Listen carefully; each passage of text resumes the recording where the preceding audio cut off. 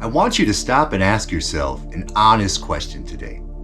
Does your spiritual journey challenge you?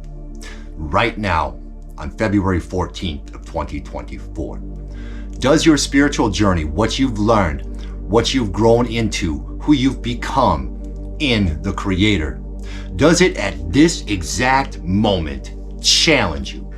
Or, like so many other people, have you become completely accustomed to what you've learned, comfortable with what you've learned, comfortable with all the information of the world that's been thrown at you in the last months and years, and comfortable with what you know, and now you've learned it, and now you're in the lane you need to be in, and all is well and good, and that's just where you're at, and that's the message you might share yourself, and that's just where you are. Is that your case? Or does your spiritual journey continue to challenge you on a day-by-day basis? And this is something I've been struggling with in my life in the last 6 months or so, because I'm the type of person that I want to be constantly challenged. I want my conclusions to be challenged by people who might not see things the way I see them, right? Because it makes me grow in my spiritual journey with my Creator, God the Father, Yahweh. It makes me grow and constantly be expanding in my understanding of the truth of the age, of the truth of the revelation of Jesus Christ, of the truth of where this world is going and why and how it's all being directed, and the fact that we are in the 7 seals of God's judgment right now. And so I've learned all of these things for the last years now.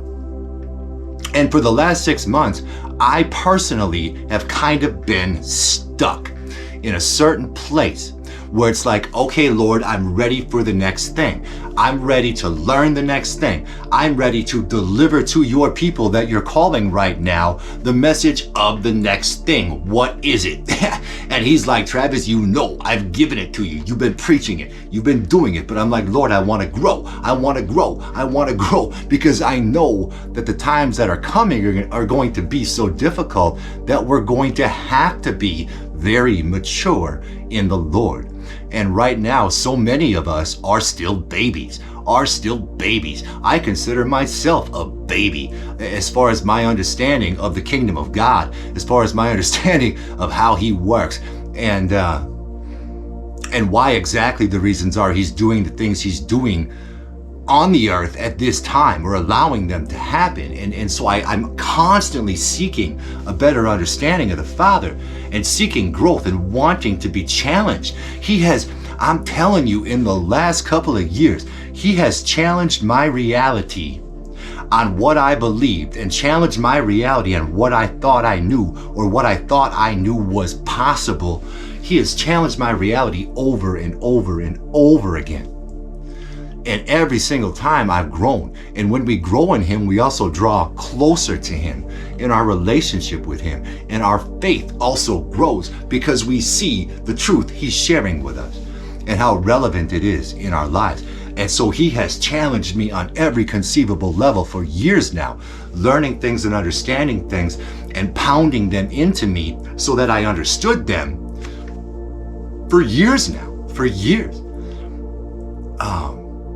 And I love it, but it's also overwhelming when you're in those moments. Like, I remember when he would start teaching me things that I couldn't even keep up with in the scripture, and then relaying them to my life, or relaying them into the events of the world, or all things together all at one time. And Travis, this is what I'm calling you to do. And Travis, this is who you are in me. And look here, and look here, and look here, and look here, and understand why you're here right now. And all these things I've been going through. And so I would get so overwhelmed at times that it was like, I need to write that down. I had a whole diary. I just write random things down as I was learning them so I wouldn't forget.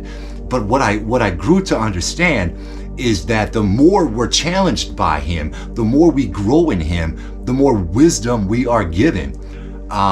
The things that we learned yesterday quickly become common knowledge to us. Where it's like, I thought I needed to write that down yesterday. Well, now he's built on that knowledge even further, right? He's built on it even further since then. And so now that's just kind of like a groundwork part of what he's teaching me now. So of course I understand that. And so I'll go back and read through that diary, which covered about a year and a half of my life, like a whole notebook, you know, of just all kinds of random things. Or notes I was making before I made The Sevens, my movie The Sevens, notes I was making, and all of a sudden at the last minute, you know, I'm going to do it this way, the Lord is saying this, and wow, that changed my plan. And going back and reading all of that, but reading the notes I had written down of things I thought I would forget that he was telling me. And I'm like, geez, how would I ever think I'd forget something like that? But in that moment, say on September of 2021, September 12th of 2021, whatever, I wrote down such and such a note that was so profound to me, like I thought it was life-changing. It was life-changing. And then, you know, 2.5 years later, I'm like, I lived my whole life up until that point without knowing that simple truth to me now. And so that's what I mean by him challenging us.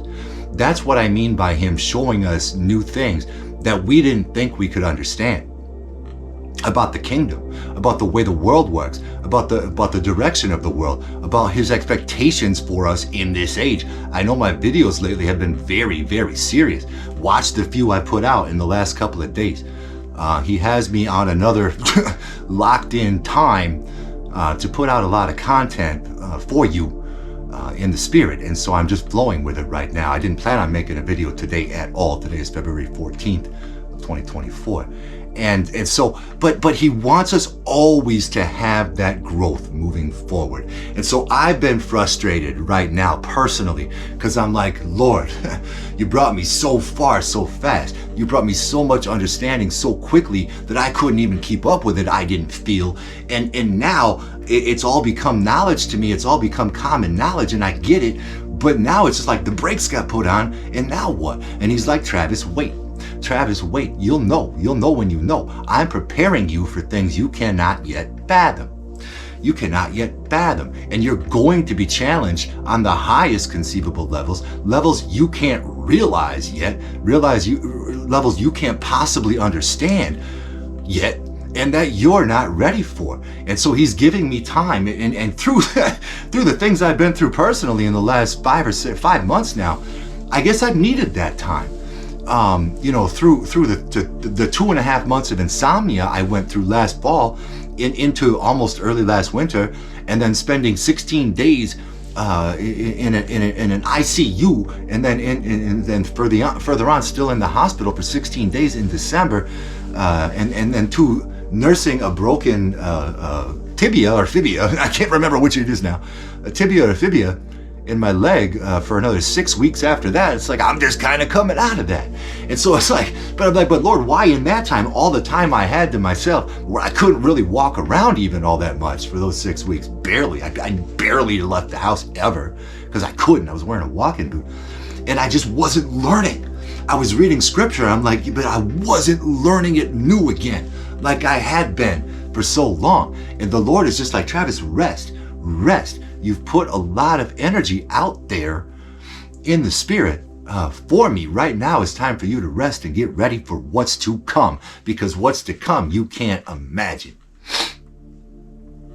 So he gives us time to rest within all that. Even though I'm always hungry for growth. I'm always hungry to be challenged. I'm always hungry to learn the next thing so that I can apply it. And that's the thing. It's not just about learning things. Learning things is one thing, but it's applying them. It's applying them into your full understanding of the truth. Not just factoids, not just knowledge.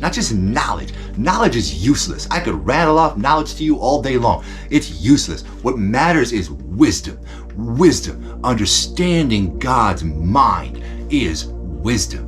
Understanding the way he thinks, understanding why he does what he does. And so we seek wisdom. We seek to be challenged by wisdom, because his wisdom is the opposite of this world. It's the opposite of all the systems of the world.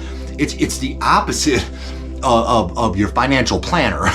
It's the opposite of everything we do in this world that we think are the right things, because we're taught to do them from a very young age, and we're molded into the wall as individual bricks from a very young age, and so that's the and so, but the wisdom of God The wisdom of God, because God is the opposite of this world. This world is run by Lucifer, the enemy of God, that God turned over to the earth when Lucifer rebelled. And Lucifer said it was not a good idea to give humanity free will, or your angels for that matter, because he was an angel of God who was given by his creator free will, and he still rebelled. And he said, that was dumb. Why'd you give me free will? Why'd you give all of your prized creation, humanity, free will? I'll prove that was the wrong thing to do. And that's what he's been doing for millennia now.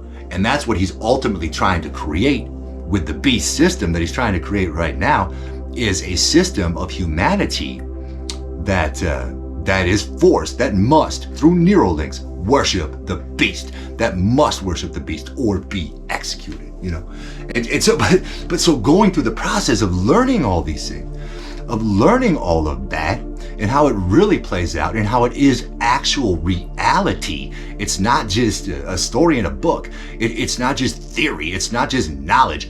It's wisdom, because it teaches us the way God works.